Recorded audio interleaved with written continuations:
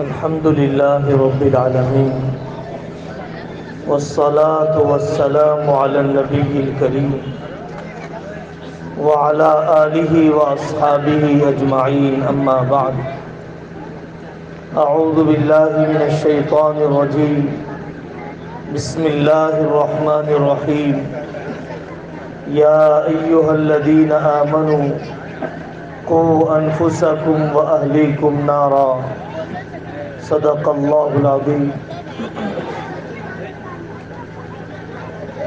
مکتب کا پروگرام اور اسکولوں کا پروگرام جہاں پر چھوٹے بچوں کی تعداد زیادہ رہتی ہے، جہاں پر پیرنٹس بھی، والدین، سرپرست بڑی دلچسپی سے شریک ہوتے ہیں، بہت دور سے آتے ہیں، بہت دیر تک بیٹھتے ہیں، حصہ لینا چاہیے، ہمت افزائی کرنا چاہیے۔ کتنی محنتیں ہوتی ہیں ایک پروگرام سجانے کے لیے، انعامات کے انتخاب کے لیے، بچوں کی تیاری کے لیے، کمیٹیوں کی آمادگی کے لیے، کھانے وغیرہ کی ضروریات کا انتظام کرنے کے لیے۔ اگر ہم شریک بھی نہ ہو سکے اور بچوں کا انعام لیا جانا، بطور اعزاز کے بڑوں کے ہاتھ سے دلوایا جانا، اگر ہم وہاں پر بھی شریک نہیں ہو سکے تو واقعی بڑی بے حسی ہے، بڑی ناقدری ہے۔ بچوں کے چہرے پر کیسے خوشی کی لہر دوڑ جاتی ہے، بچوں کی کیسے ہمتیں بلند ہو جاتی ہے۔ جلسے کا ایک واقعہ بچوں کی محنت میں اضافے کا ذریعہ بن جاتا ہے، ایک دوسرے سے مقابلہ اور کمپٹیشن کی کیفیت فضا بن جاتی ہے جلسوں کے ہونے کی وجہ سے۔ جو لوگ تعلیم اور تربیت میں دلچسپی لیتے ہیں انہیں اندازہ ہے، جنہیں اپنا بچپن یاد ہے انہیں اندازہ ہے کہ کس جلسے کے کس واقعے نے جذبات بنا دیے تھے اور زیادہ محنت کرنے کے، کون سا انعام اور کوشش کو تیز بنانے کا ذریعہ بن گیا تھا۔ آدمی اپنے بچپن کو سوچے تو وہ کمیٹیاں بڑی ہمت افزائی، تعریف کی قابل ہیں، وہ اساتذہ تحسین کے قابل ہیں کہ جن اساتذہ کی محنتوں کے اثرات اور ثمرات کو ہم نے دیکھا ہے، ہم نے رزلٹ کو ان کی محنتوں کے دیکھا ہے۔ مکاتب کی اہمیت ہر زمانے میں، حضرت محمد صلی اللہ علیہ وسلم کے زمانے میں، تابعین اور تبع تابعین کے زمانے میں، مسجد نبوی کا ایک حصہ تعلموا الحکمت صغارا تعملوا بها کبارا، بچپن میں حکمت سیکھو، بڑے ہونے کے بعد عمل کرو۔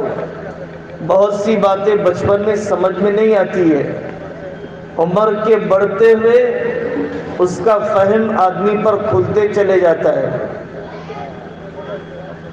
کتنا اہتمام تھا ہمارے بڑوں کے یہاں کہ جن تختیوں پر قرآن لکھواتے تھے اس کو پاک پانی سے دھلواتے، پاک گڑھے میں ڈلواتے۔ بے سر و سامانی کا زمانہ، لیکن قرآن اور حدیث کا تقدس اور عظمت ان کے دلوں میں، ماہر استاد کا انتخاب کیا جاتا، زبردست تجربہ کار کو نگران بنایا جاتا۔ بڑی عمر سے زیادہ چھوٹی عمر کے پڑھانے والوں پر صبر زیادہ چاہیے، تحمل زیادہ چاہیے، نفسیات اور سائیکالوجی کی مہارت زیادہ چاہیے۔ اگر ابتدا میں پڑھانے والے استاد بدتمیز ہوں، بد زبان ہو، سخت طبیعت ہو، تو پھر آدمی تعلیم سے متنفر ہو جاتا ہے، اسکول مدرسے سے بدکنے لگ جاتا ہے۔ اور اگر تعلیم اور تربیت نفسیات کا ماہر ہو، بچوں کے ساتھ بچہ بن جاتا ہو، سراہی جتنا جھک جاتی ہے اتنے برتن بھر جاتے ہیں، تھرماس جتنا جھک جاتا ہے اتنی پیالیاں بھر جاتی ہیں، اگر اس قسم کے پڑھانے والے ہوں تو واقعی بچے شوقین ہو جاتے ہیں، نورانی قاعدہ بھی ہوتا ہے، ناظرہ خوانی بھی ہوتی ہے، اردو بھی جاننے کا شوق پیدا ہوتا ہے، مدرسے کی طرف بھی متوجہ ہو جاتے ہیں، مکتب میں بیج بو دیے جانے کی وجہ سے۔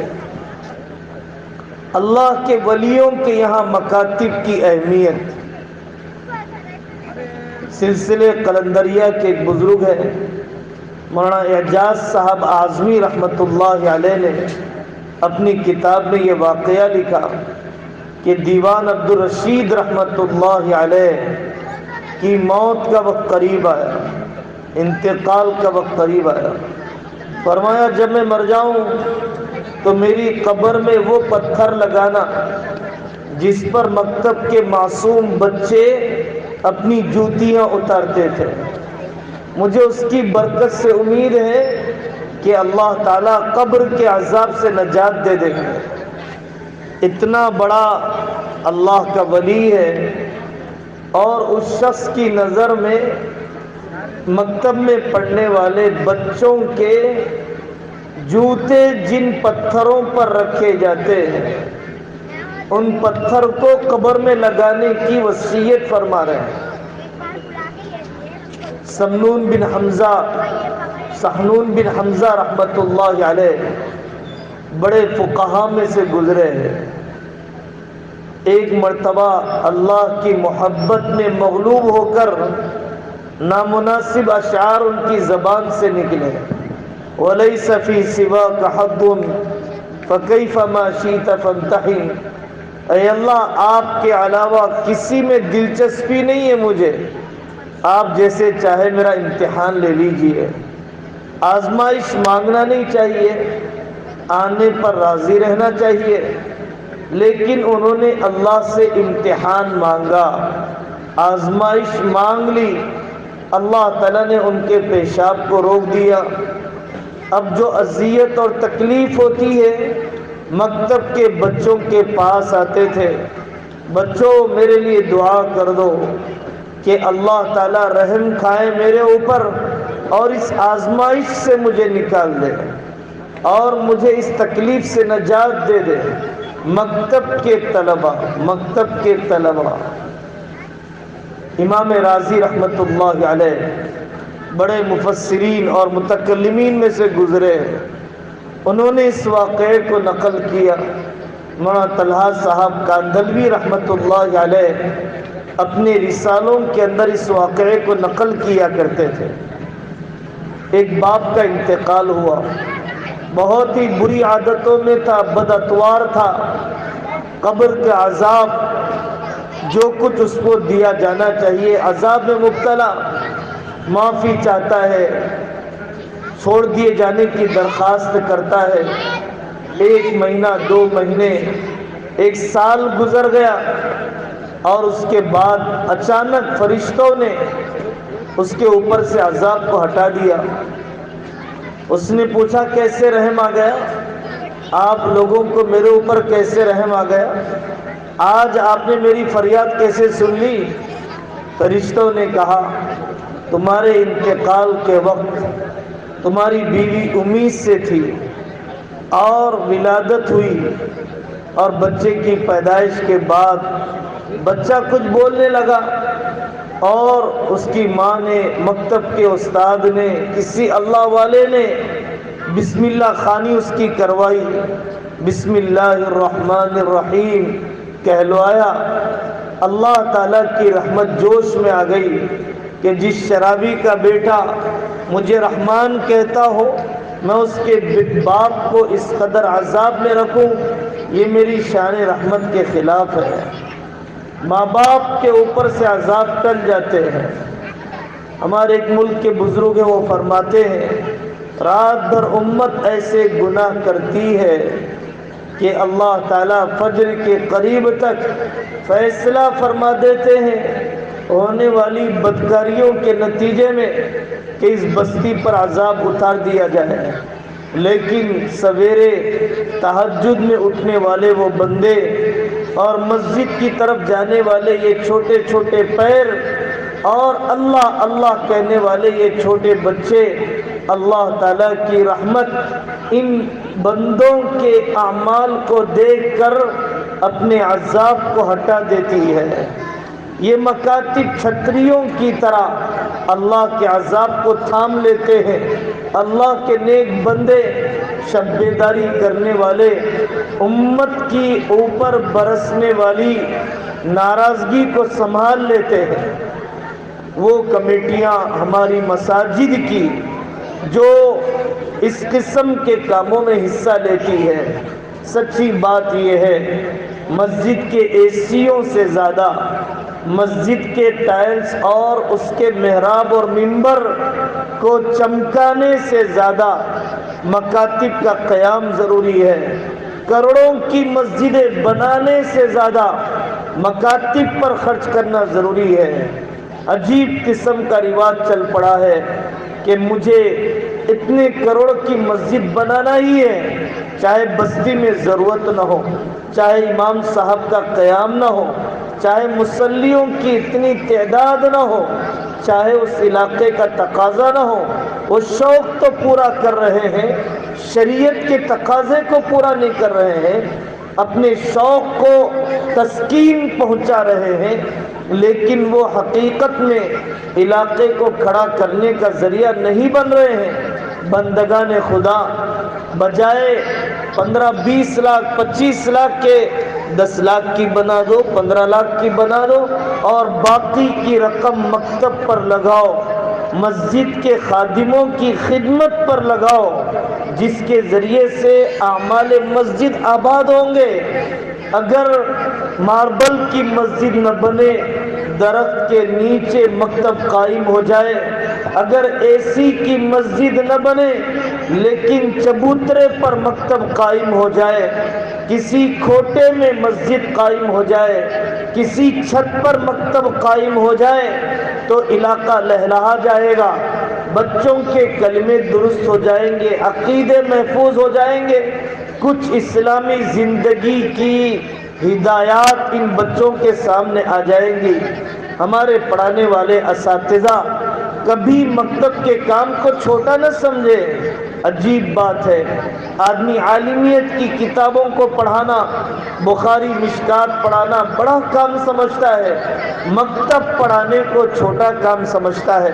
ہمارے اکابر میں حضرت حاجی امداد اللہ مہاجر مکی رحمت اللہ علیہ ہمارے اکابر کے سید الطائفہ ہیں، حضرت نانوتوی کے شیخ ہیں، حضرت گنگوہی کے شیخ ہیں، حضرت حاجی امداد اللہ مہاجر مکی رحمت اللہ علیہ کے شیخ نور محمد صاحب جھنجانوی رحمت اللہ علیہ، وہ ایک مکتب کے استاد تھے، مکتب پڑھایا کرتے تھے، لیکن روحانیت اور اخلاص کی وہ بلندیاں کہ حضرت حاجی امداد اللہ مہاجر مکی رحمت اللہ علیہ نے ان سے اپنا اصلاحی تعلق قائم کیا۔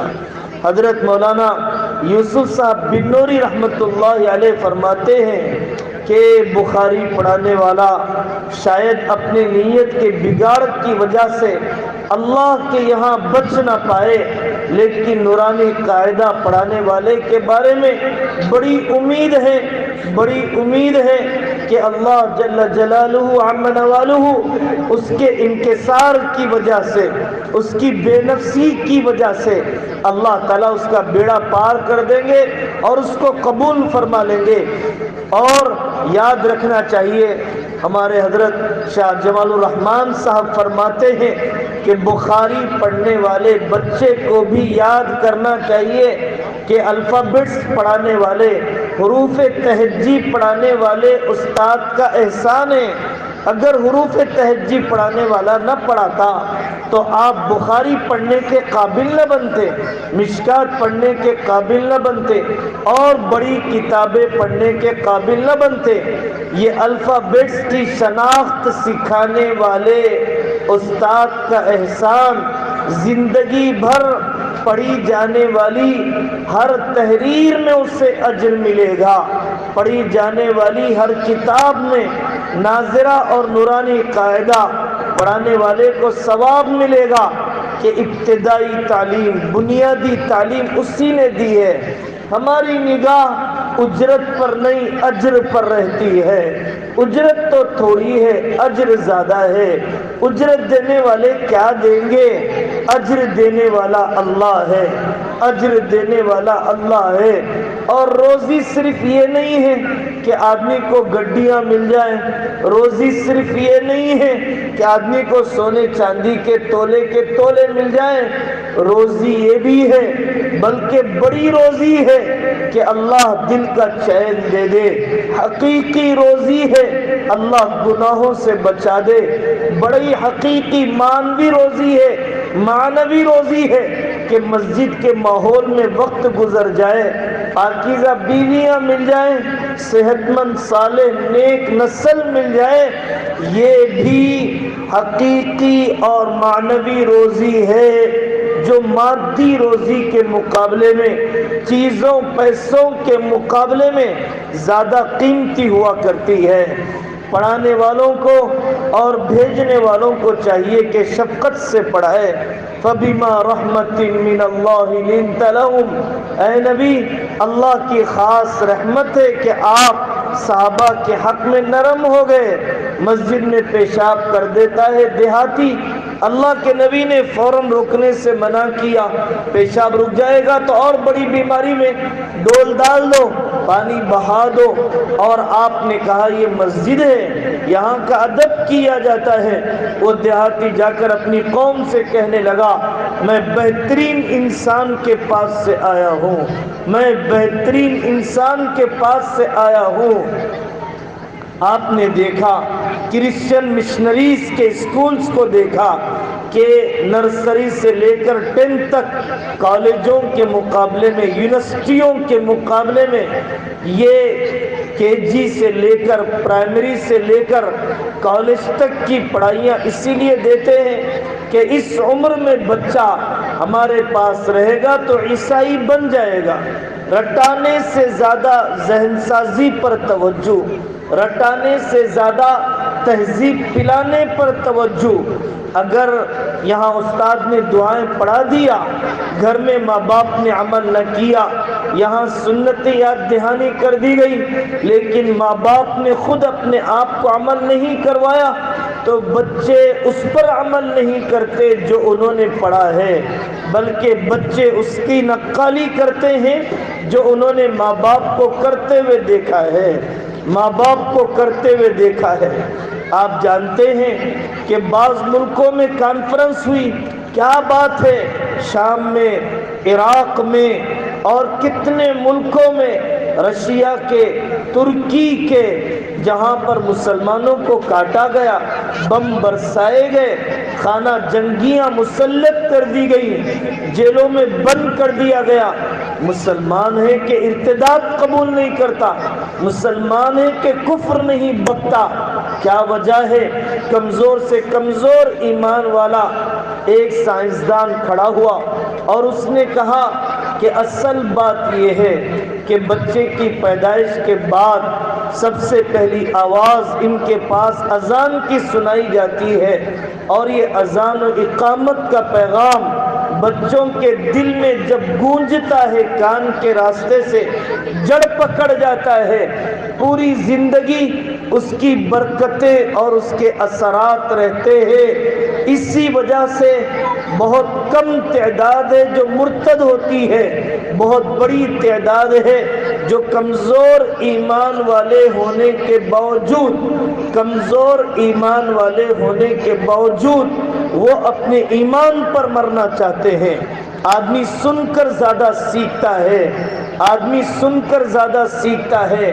اسی طریقے سے کوشش کی گئی ایسے ہاسپٹلز کے اندر کہ پہلے اذان کی آواز نہیں، میوزک کی آواز پہنچے، پہلے اذان کی آواز نہیں، اقامت کی آواز نہیں، میوزک کی آواز پہنچے، تاکہ بچوں کے ذہن و دماغ میں اللہ کی بڑائی کی کوئی گونج پہنچنی نہ پائے۔ اگر ہم مسجد میں، مکتب کے اوقات میں آنے والے بچوں پر صبر کرنا نہیں چاہتے ہیں، ان کو چاکلیٹ بسکٹ دے کر ہمت افزائی نہیں کرنا چاہتے ہیں، تو اس کا مطلب ہم اپنے بچوں کے چبوتروں کے حوالے ہونے پر راضی ہو چکے ہیں، ہم اپنے بچوں کے فون کے حوالے ہونے پر راضی ہو چکے ہیں، ہم اپنے بچوں کے بری عادتوں کے حوالے ہونے پر راضی ہو چکے ہیں۔ کیوں صبر نہیں کرنا چاہتے ہیں؟ ایک عربوں کی مسجد کے باہر لکھا ہوا تھا، ان آنے والے بچوں کے ساتھ نرمی کرو، یہی مستقبل کے نمازی ہیں، یہی مستقبل کے مصلی ہیں۔ ایک آدمی شراب کا رسیا شراب پینے کی دکان میں گیا، ہاتھ سے بوتل چھوٹ گئی، تو آنے والے خادم نے کہا کوئی بات نہیں صاحب، دوسری بوتل دے دیں گے۔ ایسی محبت کے ساتھ کہا گیا، ایسی اپنائیت کے ساتھ کہا گیا۔ کچھ دن کے بعد اسے توبہ کا ارادہ ہوا، وہ مسجد میں نماز پڑھنے کے لیے آ گیا، بیچارے کا فون کھلا رہ گیا، نماز کی حالت میں فون بجنے لگا، سارے مصلی اس کی طرف تیز نگاہوں سے، غصے کی نگاہوں سے دیکھنے لگے، جو بکنا تھا بتیانے لگے کہ تجھے اللہ کے گھر میں آنے کا ادب نہیں، اور پتہ نہیں جو جو سخت اور سست سنانا تھا سنایا جانے لگا۔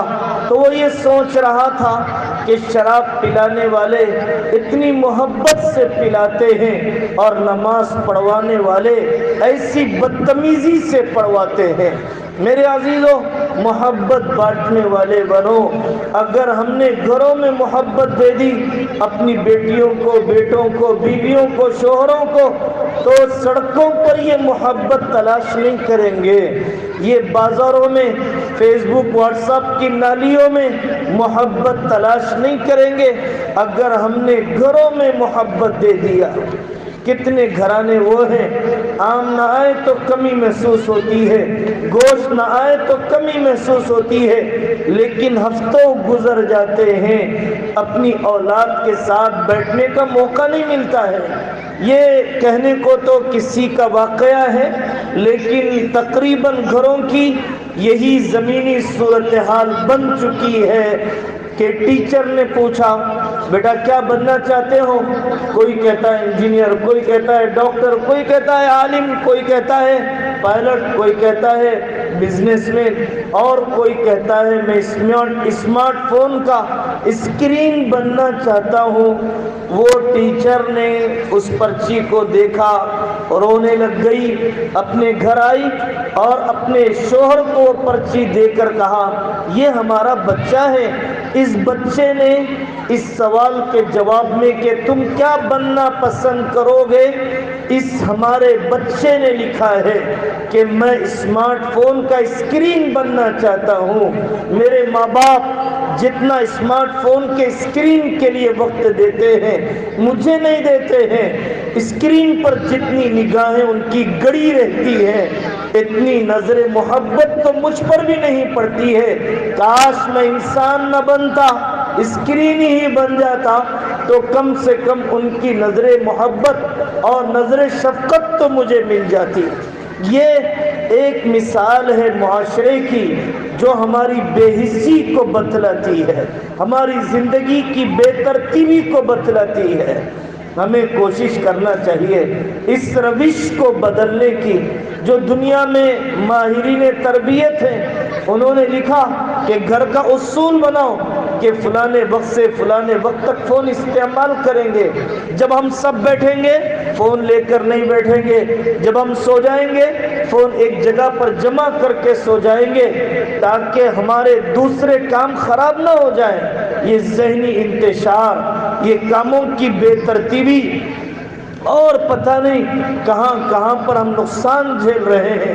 تجارت میں نقصان جھیل رہے ہیں، ملازمت میں نقصان جھیل رہے ہیں، صحت تباہ ہو گئی، بیوی شوہر کا اعتماد اڑ گیا، اور نگاہیں کمزور، اور نیند کی کمی، اور پتہ نہیں کون کون سی شعائیں ہیں جو اندر کے سیلز کو بگاڑ دیتی ہیں، بانجھ کر دیتی ہیں۔ ساری دنیا کے اندر جو ماں باپ اپنے آپ پر قابو نہیں پانا چاہتے ہیں وہ اپنی اولاد پر کبھی قابو نہیں پا سکتے ہیں۔ جو ماں باپ اپنے کو بدلنا نہیں چاہتے ہیں وہ اپنی اولاد کو بدلنے کا خواب دیکھنا چھوڑ دیں، وہ اپنی اولاد کو بدلنے کا خواب دیکھنا چھوڑ دیں۔ جو اپنے آپ کو بدلنا نہیں چاہتے ہیں، یہ نہیں ہو سکتا کہ میں تو کسی بری عادت میں رہوں اور میری اولاد اس عادت میں نہ رہے۔ اب عمر چھوٹی ہے، اب جسم کمزور ہے، چاہے شاید ہماری دھاک اور ہمارے ڈنڈے سے بچہ چپ ہو جائے، لیکن کل وہ جب بڑا ہو جائے گا اور اب جب اس کو یہ سارے سامان مل جائیں گے گناہ کے، بے لگامی کے، ذہنی انتشار کے، تو پھر وہ ہمارے آنکھ دکھلانے اور ہمارے کسی قسم کے دباؤ کو قبول کرنے والا نہیں ہے۔ ہمارے ملک کے اندر نیو ایجوکیشن پالیسی، جس پالیسی کے 445 پیج میں سب کچھ لکھا گیا، ہندوانہ کلچر بھارتی کلچر کے نام پر مسلط کرنے کے پورے فیصلے ہو چکے اور اس سلسلے کا پورا نظام بنا دیا جا چکا۔ کھلونے بھی دیے جائیں گے مورتیوں کی شکل میں، ڈرائنگ بھی دی جا رہی ہے مورتیوں کی صورتوں کی، اور اسی طریقے سے مغلیہ سلطنت اور مسلمانوں کی دور حکومت 700 سالہ مٹا دیا جائے، ٹیپو سلطان کو ظالم اور خونخوار بنا کر پیش کیا جائے، اورنگزیب کو مندریں ڈھا کر مسجد بنانے والا ظالم جلاد بنا کر تاریخ کو بگاڑ دیا گیا۔ ایسی ایجوکیشن پالیسی کہ جس میں لڑکے لڑکیوں کو مخلوط بٹھایا جائے، ایسی ایجوکیشن پالیسی کہ جس میں 3000 سال پہلے کی یہاں کی برہمن تہذیب، منووادی والی تہذیب اور منو سمرتی وغیرہ کہ کتابوں کی تہذیب پڑھائی جائے، جس میں عزت برہمن کو ملے گی، شودر شودر ہی رہے گا اور اعلیٰ عہدے برہمن کو ہی ملیں گے، چھوٹی ذات کو نہیں ملیں گے، ذہنی غلام بنا دیا جائے گا، اور 15-20 سال 10 سال کے اندر آنے والی نسل پوری ہندو بن جائے گی۔ یہ یقینی بات ہے، یہ کوئی اندیشہ نہیں ہے، یہ کوئی امکان نہیں ہے، یہ کوئی دھمکی نہیں ہے۔ یہ ایجوکیشن پالیسی، تعلیم بدل دی جاتی ہے ذہن بدلنے کے لیے، تعلیم بدل دی جاتی ہے پورے ملک کے نظام کو بدلنے کے لیے۔ یاد رکھیں، ماب لنچنگ کے واقعات چھوٹے ہیں، فسادات کے واقعات چھوٹے ہیں، مہنگائی کا صدمہ چھوٹا ہے، پرائیویٹائزیشن بہت چھوٹا واقعہ ہے، لیکن ایسی ایجوکیشن پالیسی مسلط کر دیا جانا کہ جس سے ذہن و دماغ برین واش اور ذہنی تطہیر کر دی جائے، یہ ساری آزمائشوں سے بڑی آزمائش ہے۔ ہمارے لیے چیلنج CAA نہیں ہے، ہمارے لیے چیلنج اپنی شہریت اور سٹیزن شپ کا بچانا نہیں ہے، بلڈوزروں سے اپنے گھروں کو محفوظ رکھنا نہیں ہے، ہمارے لیے چیلنج اپنی نسلوں کے ایمان کو بچانا ہے۔ نہیں نہیں نہیں، میرا بیٹا سودا نہیں کر سکتا، میری بیٹی غیر مسلم کے ساتھ نہیں بھاگ سکتی، میرا بیٹا کفریہ نعرے، سوریہ نمسکار، چاند سورج کی پوجا اور وندے ماترم نہیں پڑھ سکتا۔ زبان سے پڑھ لے گا تو کیا ہوگا، دل میں تو توحید ہی ہے، کتنے ذہن ارتداد کو قبول کرنے کے لیے تیار ہو چکے ہیں. میری اور آپ کی کیا حیثیت ہے؟ حضرت ابراہیم علیہ السلام عراق کو چھوڑا، مصر کو ٹھکرایا، بچے کو ذبح کرنے کے لیے تیار، شہزادی بیوی کو لقودق مکہ کے میدان میں چھوڑنے کے لیے آمدہ. ویسے ابراہیم اپنی اولاد کے ایمان کے بچانے کے لیے فکر مند. وَجُنُبْنِي وَبَنِيَّ أَن نَعْبُدَ الْأَصْنَامَ. حضرت ابراہیم علیہ السلام نے اپنی اولاد کے لیے مانگا، میرے رب میری اولاد کو مورتی پوجا سے بچا. وَجُنُبْنِي وَبَنِيَّ أَن نَعْبُدَ الْأَصْنَامَ. حضرت یوسف علیہ السلام ایجپشین سویلائزیشن، مصری تہذیب بہت بڑی تہذیب تھی. حضرت یوسف علیہ السلام تو نبی ہیں، کریم، ابن الکریم، باپ بھی نبی ہے، باپ یعقوب نبی ہے اور دادا اسحاق نبی ہے، پردادا ابراہیم نبی ہے، نبیوں کی گود میں پلے ہیں، خود بھی نبی ہے. اتنا طاقتور ایمان ہے.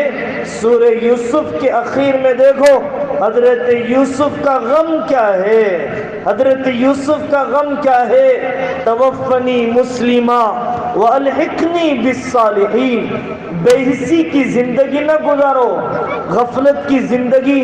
قوم شعیب کی طرح هذا عارض ممطرنا، یہ بادل برسنے کے لیے آیا ہے. اللہ نے آگ برسائی ان بادلوں کے ذریعے سے. حضرت یونس علیہ السلام کی قوم کا طریقہ اپناؤ، منصوبہ بندی کرو، علماء کے مشورے پر عمل کرو اور توبہ کی طرف آؤ، استغفار کی طرف آؤ. اللہ تبارک و تعالی نے حضرت یوسف کی دعا کو نقل کیا، توفنی مسلمہ والحقنی بالصالحین. اے اللہ ایمان کی حالت میں موت عطا فرما اور نیک بندوں کے ساتھ حشر فرما. آپ کیا سمجھتے ہیں ایسے ایجوکیشن پالیسی کے بعد کالجوں میں آپ کے بچے مسلمان باقی رہیں گے؟ ہندو میتھڈولوجی پڑھنے کے بعد کیا وہ اس ثقافت کو ان کا ذہن قبول نہیں کرے گا؟ 1 مرتبہ 2 مرتبہ 3 مرتبہ 4 مرتبہ ایک آدمی کو جب چور کہا جاتا ہے تو سننے والا اس کے چور ہونے کا یقین کر لیتا ہے. اگر اس زمانے میں آپ نے اپنے اسکول اگر قائم نہ کیے، شکایت کرنا چھوڑ دو. 8 سال سے حکومتوں کو گالیاں دینا، حکومتوں کی سازشوں کے خلاف احتجاج کرنا، واٹس ایپ پر میسج فارورڈ کرنا، اتنا ہی کر سکتے ہو. اپنا گھر نہیں چھوڑ سکتے، ایک رسم چھوڑ نہیں سکتے، ایک فضول خرچی سے توبہ نہیں کر سکتے، ایک آنسو نہیں بہا سکتے. اپنے دلوں کے مردہ ہونے کا یقین کر لو. کورونا کے ان لاوارث لاشوں کے منظر کو بھول گئے، کورونا کے بغیر دفنائے کے سڑکوں پر چھوڑے جانے والے جنازوں کو بھول گئے اور ڈیڈ باڈیوں کے بدلنے کے واقعات کو بھول گئے. یہ کیسے مردہ دل ہیں کہ ان کو حج کا فرض ہونا یاد نہیں آتا، ان کو قربانی کا واجب ہونا یاد نہیں آتا، جن کو اپنی قضا نمازیں یاد نہیں آتی، جن کو اپنے قضا روزے یاد نہیں آتے. اس موت کے منظر نے بھی اگر ہمیں نہیں بدلا، اگر اس قیامت کے بے وفائی کے منظر نے بھی اگر ہماری زندگی سے ایک گناہ کم نہ کیا، میں اپنی بات نہیں کہہ رہا ہوں، ملک کے بڑے مفکر کی بات کہہ رہا ہوں. اپنے بارے میں سمجھ لو کہ حقیقی موت پر بھی کلمہ نہیں ملے گا. اپنے بارے میں سمجھ لو حقیقی قیامت میں بھی اللہ کی نظر کرم نہیں ملے گی. کورونا سے بڑا واقعہ بھی انسانی تاریخ میں کوئی ہو سکتا ہے. کیسی مردگی ہے، طبیعتوں کی کیسی مردگی ہے. دشمن اپنی نکاح کی زندگی کو چھوڑنے کے لیے تیار، ہم اپنی ایک رسم چھوڑنے کے لیے تیار نہیں ہیں. کون روکا ہے آپ کو اپنی بیٹیوں کو سورۃ النور، سورہ احزاب، پردے کا نظام سنانے سے؟ کس نے روکا ہے آپ کو زمینوں کے وینچروں کے بجائے اپنے کو ایجوکیشن فری سکول کھولنے سے کس نے روکا ہے آپ کو؟ کلیکٹر بننے سے، U P S I P S تک پڑھنے سے کس نے روکا ہے آپ کو کہ آپ یہاں کے ایڈمنسٹریشن سسٹم میں جائیں، جوڈیشیل سسٹم میں جائیں؟ 10th پاس نہیں ہوتا، ڈگری کے بیکلاگ نہیں پورے ہوتے، چبوترے نہیں چھوڑے جاتے، سپریم کورٹ بدلنے کے خواب ہیں، ہائی کورٹ کے فیصلے بدلنے کے خواب ہیں۔ کام تو ایسے ہیں، حرکتیں تو اتنی نیچ ہے اور عزائم تو اتنے چھوٹے ہیں میرے عزیزوں، جو اپنے گھر نہیں بدل سکتے وہ پارلیمنٹ کو کیا بدلیں گے؟ تو جو اپنے 5 فٹ کے جسم پر شریعت کو زندہ نہیں کر سکتے وہ پوری عدالتوں میں اللہ کی شریعت کو کیا زندہ کریں گے؟ جو اپنے اندر کے فرعون پر قابو نہیں پا سکے وہ باہر کے فرعون پر کیا قابو پا سکتے ہیں؟ جتنا راستہ دین پر چلنے کا کھلا ہے اتنے راستے پر چلنا نہیں چاہتے ہیں، تو جو راستہ بند ہے وہ راستہ ہمارے لیے کیسے کھولا جائے گا؟ ہمیں بہت سوچنے کی ضرورت ہے، بہت بدلنے کی ضرورت ہے۔ بالغات کے مکاتب اور بالغین کے مکاتب کمیٹی کے لوگ اپنا قرآن خطابت مؤثر اللہ کا کلام تو سنو، اپنی بڑی لڑکیوں کے لیے اسی طرح کے ایک اعتراض صرف کسی تنظیم کا اعتراض نہیں رہا بلکہ وہ ایک چبوترے کا اعتراض، ایک کالج کا اعتراض، ایک ذہن کے اندر ابلنے سسکنے سلگنے والا اعتراض بن چکا ہے۔ اپنے بچوں کو اسلامی تاریخ، اسلامی جغرافیہ، قرآن کی 24 آیتیں، اسلام کے جہاد کا حقیقی پیغام، غیروں کے پروپیگنڈے کا جواب، یہ سب کام مجھے اور آپ کو اپنی نسلوں کے لیے کرنا ہوگا۔ اصل سبق یہ ہے، اصل سبق یہ ہے، شکایت سے حالات نہیں بدلتے، کوششوں سے حالات بدلتے ہیں، صرف لیڈروں کے بدلنے سے حالات نہیں بدلتے۔ کیا ہوگا اگر وزیر اعظم میں بدل دوں کل سے؟ آپ کے میرے گھر میں شرعی پردہ زندہ ہو جائے گا؟ کیا دکانوں سے نیم برہنہ، ننگی کلائیوں، ننگی ٹانگوں والا لباس ختم ہو جائے گا؟ اگر فرقہ پرست تنظیمیں اگر ختم کر دی جائے؟ نہیں، ہمارے نفسانی رکاوٹیں بڑی ہیں، قانونی رکاوٹوں کے مقابلے میں قانونی رکاوٹ چھوٹی ہے، نفسانی رکاوٹ بڑی ہے۔ قانون تو میری بہن کو میراث نہیں دے گا، کوئی پارٹی تو مجبور نہیں کر رہی ہے جوڑے کی رقم کھانے کے لیے، کوئی RSS کا آدمی تو نہیں کہہ رہا ہے میری بچی کو بوڑھی کرنے کے لیے نکاح وقت پر کرنے سے کون روک رہا ہے؟ یہ میرے اپنے نفس کی جہالت ہے، میری نفسانیت سے زیادہ خطرہ ہے حکومت کے مقابلے میں، میری جہالت سے زیادہ خطرہ ہے حکومت کے مقابلے میں۔ میرے عزیزوں، حالات اتنے نہیں بگڑے ہیں جتنا ہم بگڑا ہوا سمجھ رہے ہیں، جتنا بگڑا ہوا بتلایا جا رہا ہے۔ کام کے بہت سے مواقع ہیں، ان ملکوں کی تاریخ کو پڑھو، رشیا کی تاریخ کو پڑھو، اب کی صورتحال کو جانو۔ قبروں میں چھپ کر پڑھانے والوں نے پڑھایا، کمر جھک گئی۔ ہم نے دیکھا ترکی میں ان علماء کو جنہوں نے قرآن کے بغیر بکریاں چراتے ہوئے قرآن کا حفظ کیا ہے۔ ہماری ملاقات ہوئی ان شام کی بہنوں سے، شام کے علماء سے جو ایک وقت کی روٹی کھاتے ہوئے جنگ زدہ ملک کو چھوڑ کر بارڈروں میں رہتے ہوئے 5 سال میں 100 حافظوں کو تیار کیا۔ ان ملکوں کی تاریخ کو پڑھو جہاں پر بجلی آج بھی نہیں، ایک وقت کا کھانا کھا کر تہجد نہیں چھوڑتی ہے، تحیت الوضو نہیں چھوڑتا ہے۔ ان ملکوں کے حالات کو جانو جہاں پر چھپے ہوئے قرآن نہیں بنتے، کاغذ بھی نہیں ملتا، لکڑی کی تختیوں پر کوئلے سے قرآن لکھ کر حافظ بنایا جاتا ہے۔ موریتانیہ، ان ملکوں کی تاریخ کو سنو کہ جہاں پر آج بھی ماں جھوپڑیوں میں رہنے والی، کھیت میں کام کرنے والی عالم کورس کے 5 سال اپنے گھر میں پڑھا دیتی ہے۔ میرے عزیزوں، میرے بدلنے سے حالات بدلیں گے، عمل کے بدلنے سے حالات بدلیں گے۔ دنیا تو گزر گئی، آخرت کا کیا ہوگا؟ قبر کا کیا ہوگا؟ وَلَعَذَابُ الْآخِرَةِ أَشَقُّ، یہاں کی ذلتیں نہ جھیلی گئی، آخرت کی ذلتیں کیسے جھیلی جائیں گی؟ یہاں پیٹے جانے کے ویڈیو دیکھ کر سائیکولوجک پیشنٹ بن گیا، جہنم کے عذاب کیسے جھیلے جائیں گے؟ ہمیں اگر اسلام سے محبت ہے، اگر ہم اسلام کا غلبہ چاہتے ہیں، اپنی حفاظت نہیں، اپنی جائیداد کی حفاظت نہیں، اپنی نوکریوں کی حفاظت نہیں، اپنی سٹیزن شپ کی حفاظت نہیں، اگر ہم واقعی اسلام کی حفاظت چاہتے ہیں تو اتنے اسلام پر چل کر بتلائیں کہ جتنے اسلام پر چلنے میں کوئی قانونی رکاوٹ نہیں ہے۔ فجر پڑھنے سے کس نے روکا؟ میرے نفس نے روکا۔ نیند سے تمہیں پیار ہے، ہم سے کہاں پیار ہے؟ اللہ سے کہاں پیار ہے؟ کون سے 100 گھروں میں فجر کے نمازی کوئی مل جاتے ہیں؟ ہفتوں میں پورا گھر فجر پڑھتا ہو، پتہ نہیں کون سا گھر ہوتا ہوگا ہزاروں لاکھوں میں کہ جس میں پورا گھر فجر میں اڑ جاتا ہو۔ تو میرے عزیزوں، اللہ تبارک و تعالیٰ نے ایک موقع عطا فرمایا۔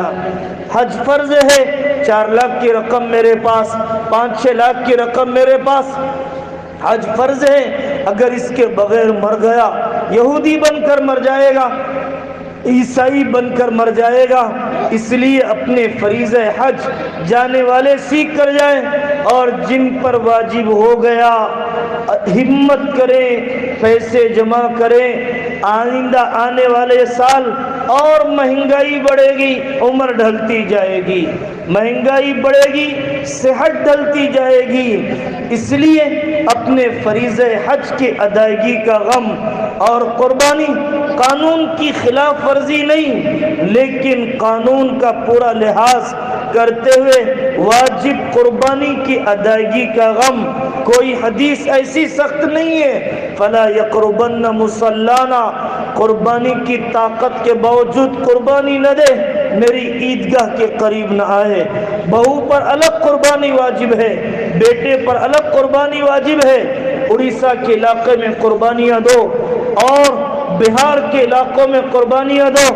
یہ ختم نبوت کے علماء، مکاتب چلانے والے علماء، ان کے پاس جاؤ، ان کے پاس جاؤ۔ یہ قربانی نہیں کہ میں نے آپ کے پاس ایک ٹانگ بھیجی، آپ نے میرے پاس پائے بھیج دیے، یہ اپنی نیکی بنانے کا راستہ نہیں ہے۔ ان علماء سے کہو کہ آندھرا کے آخری دیہات میں بنجر علاقوں میں وہاں جانور ذبح کرا دیجئے، جہاں قربانی ہی ان کے اسلام کی علامت ہے، عید کا کھانا ہی ان کے اسلام کی علامت ہے۔